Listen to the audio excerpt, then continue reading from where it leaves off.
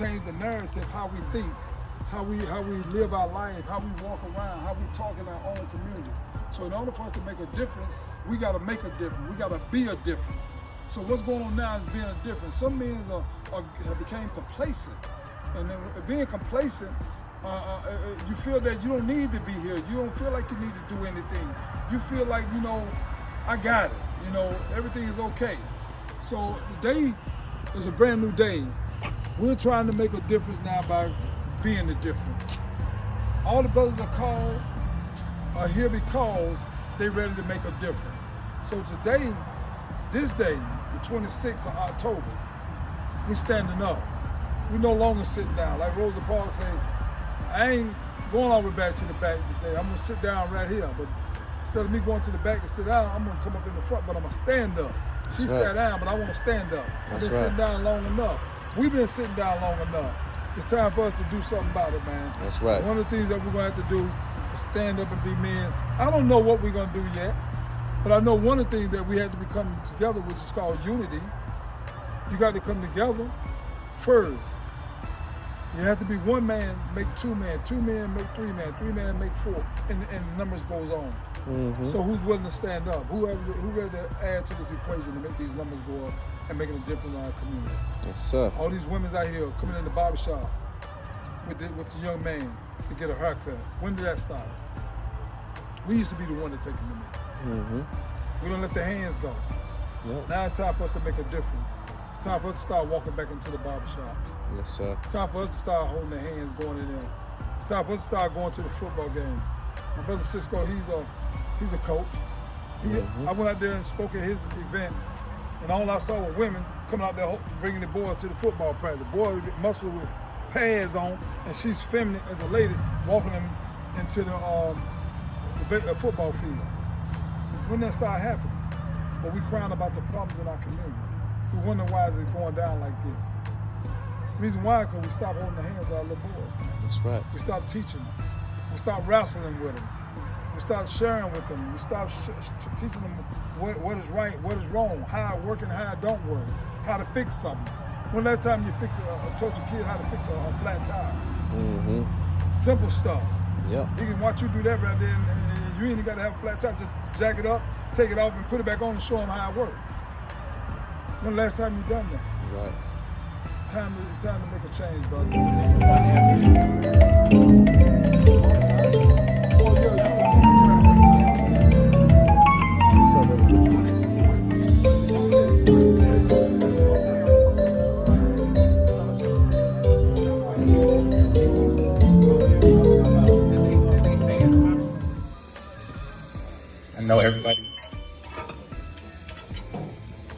I know everybody's getting off work, so this is an opportunity for us to. So if all brethren can make their way to the center of the room, that'd be great. Hopefully y'all had a good day today, and that tonight will make the day even better. It's already a good turnout of brothers, and we want to respect your time.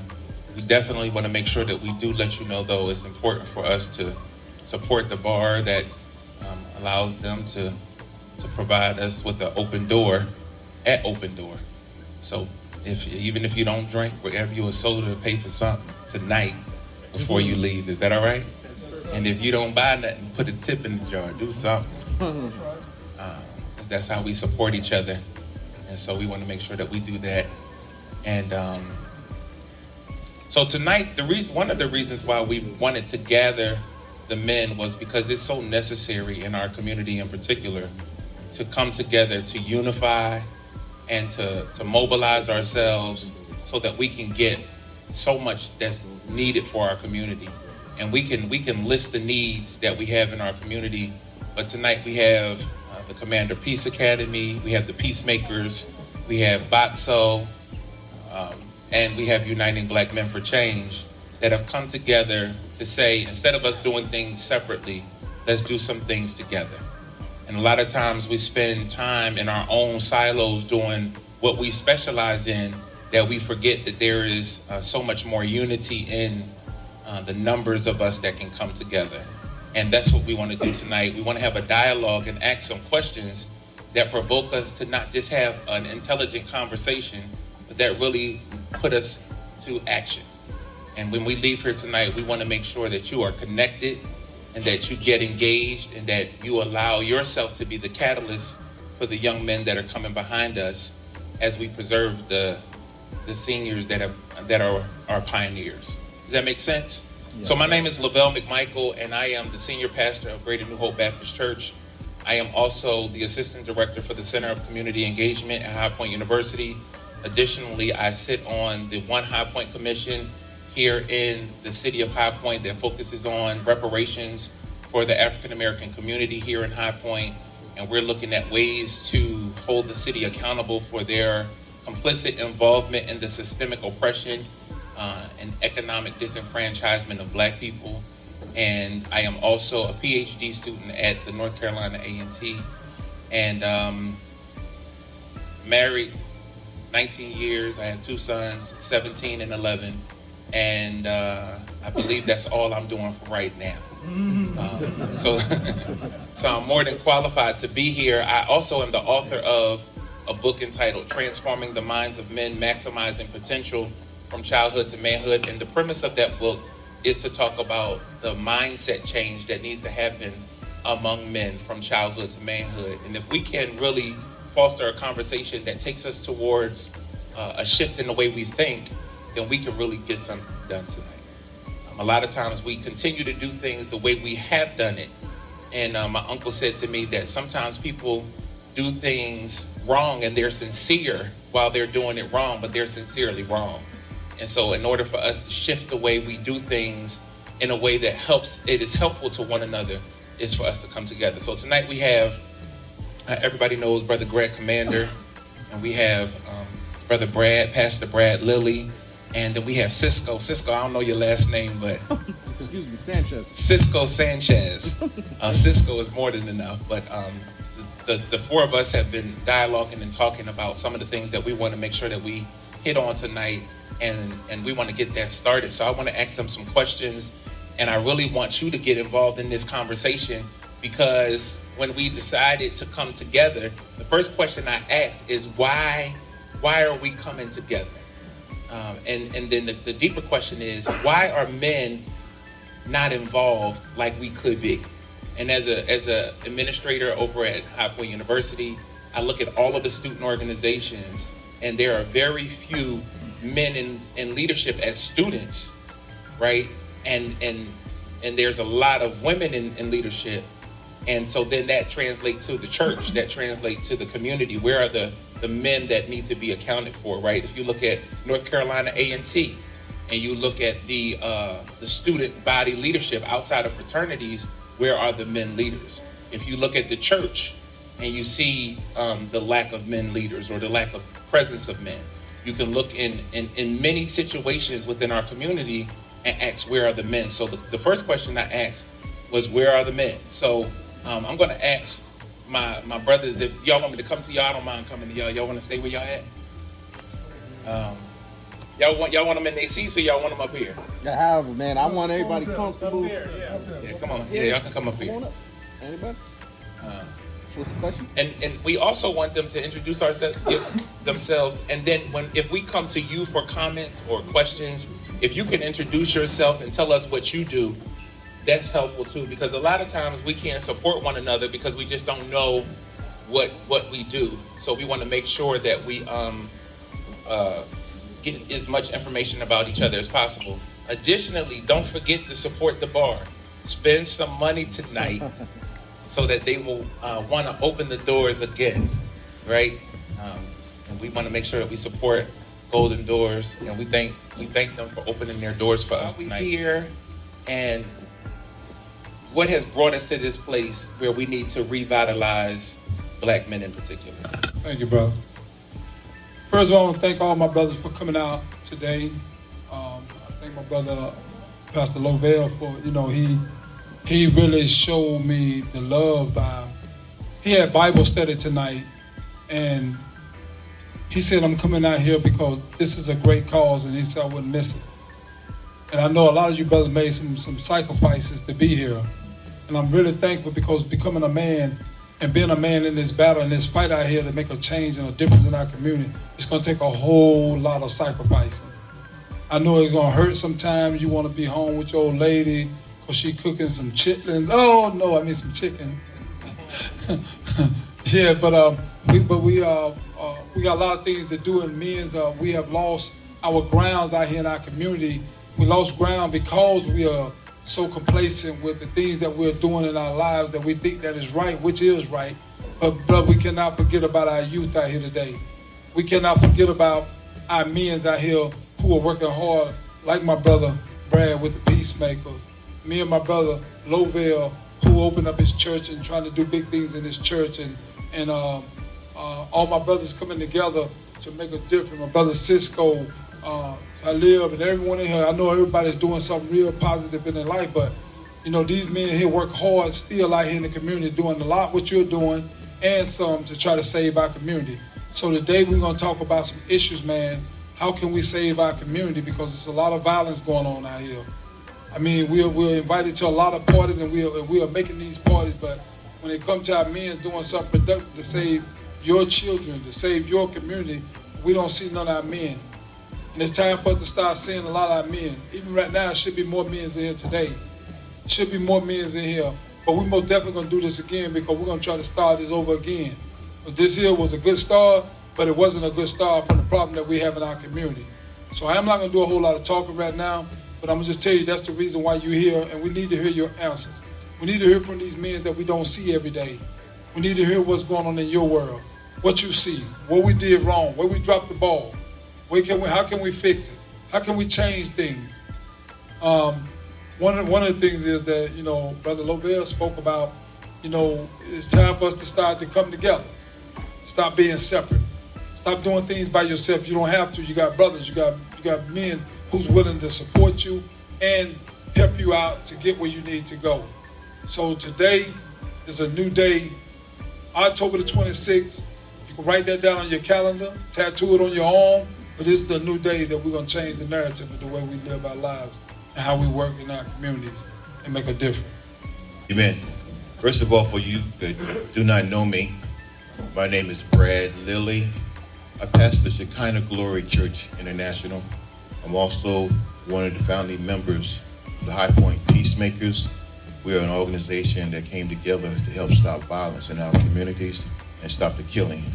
I'm also on the High Point NAACP, and I serve as the chairman of the Reparations Committee. And I want everybody to understand that word reparations, because Pastor Lavelle sits on that commission.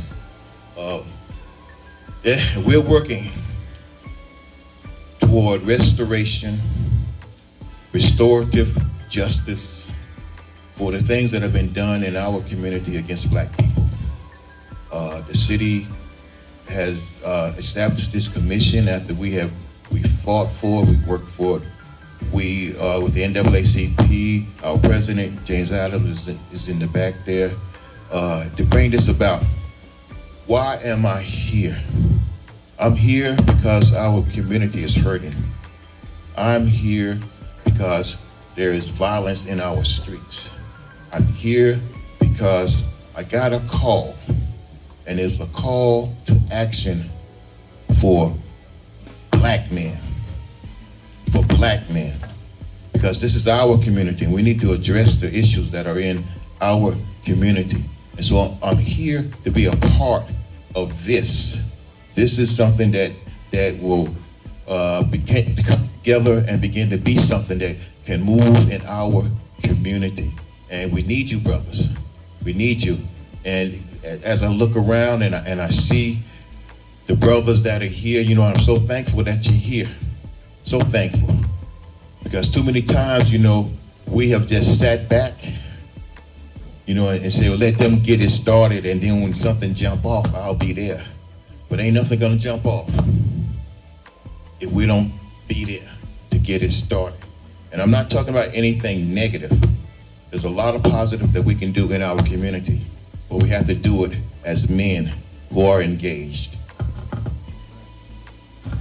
So what's really important to know about this conversation is this is starting what I would consider a men's movement in High Point that allows us to have a unifying message and work together in order to save our community from not only itself, but from the harm that has been done and the systemic racism, the systemic oppression, and the blatant disregard for the humanity of black men in particular. If you can take away the humanity of a black man, then you can take away the humanity of his entire family. And it's necessary for us to come together and unify. So thank you, Brother Greg Commander, for not only bringing us together, but for giving us our purpose, and Pastor Brad Lilly for letting us know what we need to do to move forward. So also, the next question would be, how did we get where we are? How did we get here as black men? And I'll keep saying black men tonight because it's important to understand that is how you are identified. And when we are identified in that manner, we have to not only accept that, but redefine how other people look at that.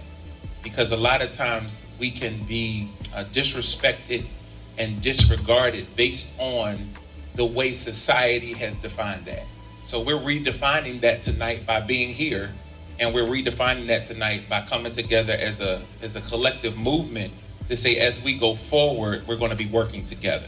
And I'm assuming that's why you're here. How many of y'all are here tonight because you want to work together? Amen. How many of y'all here tonight because you're tired of the division in our community? We're here tonight because we know that something needs to happen. And as Pastor Lilly said, we can't wait for that to blow up and then we want to get on board. You are a part of the designing force that will help us to do this. And so Brother Tony Graham is going around. He has his laptop. He's going to get your information so that we can stay in contact with you, so that you can know when these are happening, so that we can make sure that we have a collective voice.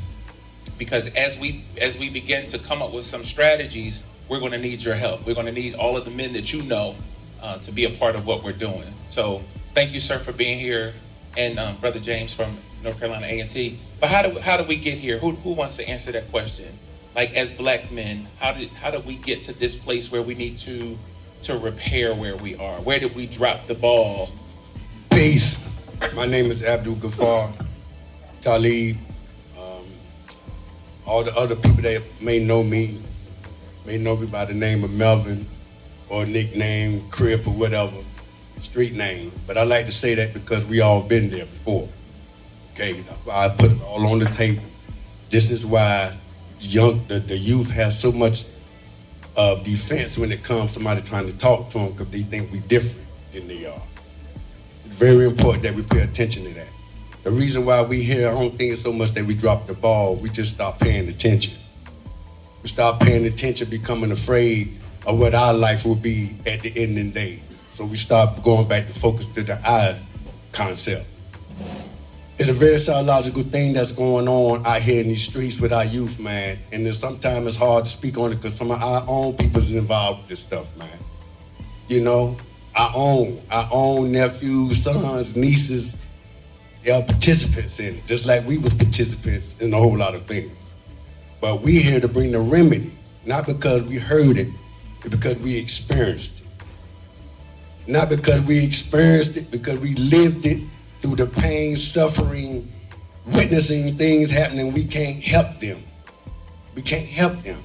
So now we're in a situation where now the only way we was helped was accepting the knowledge and the wisdom and understanding that was brought to us.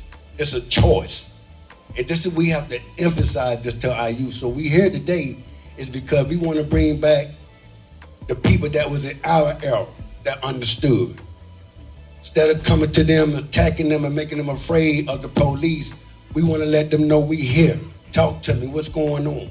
Maybe we can speak to the next person, and they can speak to the next person to resolve the problems. It takes the really people that's been out here in these streets, understand the street mentality, to slow down the process, why these youth, why men ignore it, and instead of trying to protect, they cause harm. So we need to try to let them know we here too. We've been there. We need to help the children be more safer, going to these games, going to school, want to learn without having to worry about them ducking at the desk table or something.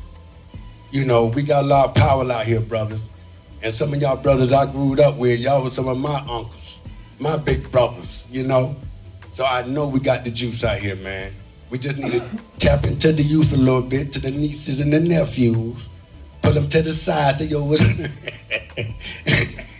some more Mission Impossible type stuff, but in the long haul, man, this is why we here, man.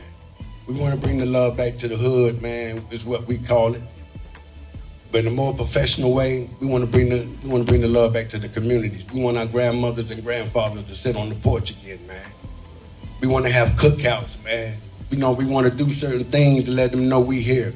Give them the information, man, where they can get resources from to better themselves, man, to have better ideas. We got enough educated brothers here, man. We just need enough foot soldiers. Go out here in this shadow, in the dark, and come out to the light with them, man. That's it. What was the question? I just want to make sure that you repeat it just so when I give my answer. How did we get here? My response to that, let me go ahead and introduce myself. My name is Francisco Sanchez, my birth name. I go by the name Cisco, or Cisco the Alpha, YouTube. My response to this is that I believe that we somehow along the way lost sight of the true definition of what a man is. I think that we have the poor misconception and the poor thinking that being a male makes us a man. But that's not what makes us a man. Think about it. Or I have a three-year-old toddler. He's a male, but he's not a man. There's a difference. We lost sight of it because we were so influenced by the ones that were the slickest talkers or the most aggressive, and we try to pattern and emulate that. And we thought that that's what being a man was. And that's where I believe we went wrong, is where we started looking at it, okay, that's the definition of a man. And we lost sight of the true responsibilities that come with saying that we've matured enough to be a man and are responsible for those under our care. So if you ask me where we went wrong, I feel like we went wrong by losing sight of the definition of what it is, the difference between being a male and a man. I'm gonna make this short and brief. I'm like talking. I'm sure y'all can hear me, right? But anyways, my name is Alan McCall from High Point, North Carolina, South Side. I'm gonna make this short and brief. I just got out of prison doing 13 years. And why I'm here because of what I've been through and what I see what's going on today. That's why I'm here. And because I love. Okay, again, I did 13 years. I just want to show my mindset of where I was at 6 years ago. They give him a hand for his courage to be able to express why he's here tonight. And there was so much heftiness in that. And brother, I just want to thank you for just giving us some insight, and not only into your life, but into how we can move this change forward. Thank you. I just want to say something. I'm the musician. I'm Keith Bird. I've been in High Point now for about 25 years. I'm the musical director for Wesley Memorial United Methodist Church. So those from High Point know, like, how did it happen? I live in Winston-Salem. I grew up on the east side of Winston-Salem. Me and Greg had a lot of friends back in the day. So, my background is that God saved me. I didn't go to jail, but I had to move out the country to get away because I was my own worst enemy. And I think for me personally was to try to stop the generational curse that my dad had. Because my dad lived a life, he's gone on, and I told him this, I had to forgive him. And a lot of times when I did jail ministry, when I first came over here, I told the guys, I know everybody in here innocent. Okay? But what got you here? And most of them told me nobody showed them any love. No true love. The grandmothers raised them, or the uncle or aunt or somebody raised them. So we got to step out. I counted about 35 guys in here. Essentially, we can probably touch about 1,000 men if we go out and go in the neighborhood like Greg does, which I think that's how we became friends. Actually, he did a speech at Rotary, and it's predominantly Anglo-Saxon. So the thing was, he came in there and he had everybody on Steve Ilderton, Dave McCoy. I mean, a lot of the guys, Tom Blunt, who used to be the editor for the Enterprise. I mean, he turned a lot of people on to what he was trying to do, and I'm sure those people have helped him. Paul Lissard and a whole bunch of people. So I think what we have to do as black men, personally, is go touch some of these guys and bring them to a function like this and show them how we standing together. Because a lot of times they don't see us like this. And when we come at them trying to get them to get their life together, it's almost too late at that point. You know, we need to get them while they're young. Early, I'm talking about before the river starts to get that flow. You got to get them at the mouth of the river when it's like a little creek. You dig what I'm saying? You know, somebody had done it to me, and they were trying, but I was at the point where I realized I'm in the front. And I work for Crumley Roberts, or the former Crumley Roberts, which is CR legal team now. Bob Crumley is no longer with the company. We have a chief diversity officer. His name is Crony Truzzi, and he's a bad brother.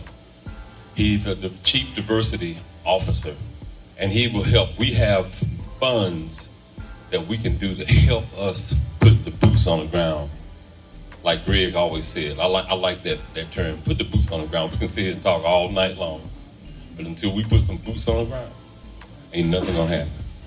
Until them kids know that we truly love them and keep them from going to jail and say, you ain't got to sling, you ain't got to be, you know, doing all the stuff that you're doing to make you the big man on the streets. You know, learn how to get a job. Learn how to be an entrepreneur. Most of these guys who selling dope can have a food truck. Teach them how to cook. Teach them how to get a landscaping business where they have 25, 30 people working for them. Cutting grass, because you know how much money a man makes a day cutting grass? A whole lot. It would take my brother and I with her, because she was involved in the civil rights movement. And she would take us with her because she didn't want to drive the car at night by herself. Motivation to talk to the football team. And I go to the games on Friday night. And I need men to go out there with me. Sometimes your presence will make a difference in somebody's life. Just walking the hallways and just going out there to sit lunch. I'm part of the peace. We're about to become an endangered species. Meaning that our youth is under attack. That's right. That's right. I just want to help. Yes, sir. And I need help to help. That's right.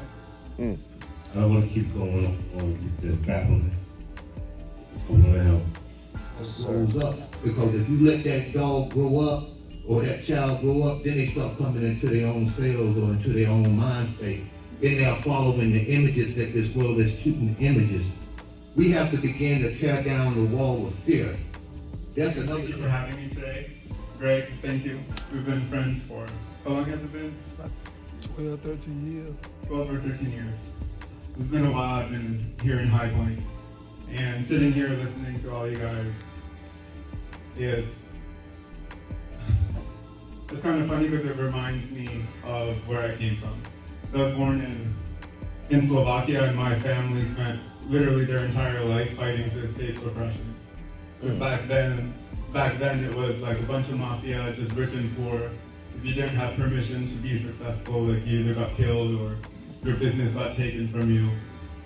So like we went through this long battle of coming to America. Oh, I get to go last. all this greatness in this world. I met my brothers, man, all because I'm in the fight. I'm in the fight. You got to be in the fight to get this relationship, or other people to talk about your name, other than how much of dope you sold and how many women you got and how clean and how sharp you get with your clothes. But you want to be known for on another level. So we attempt to do this right here to bring these brothers together, because But one thing we wanted to prove, Pastor Liz, that we can do it. Yes, sir. Is I'm right? We knew that we can get you guys here. Y'all didn't know that we knew that we could get you here.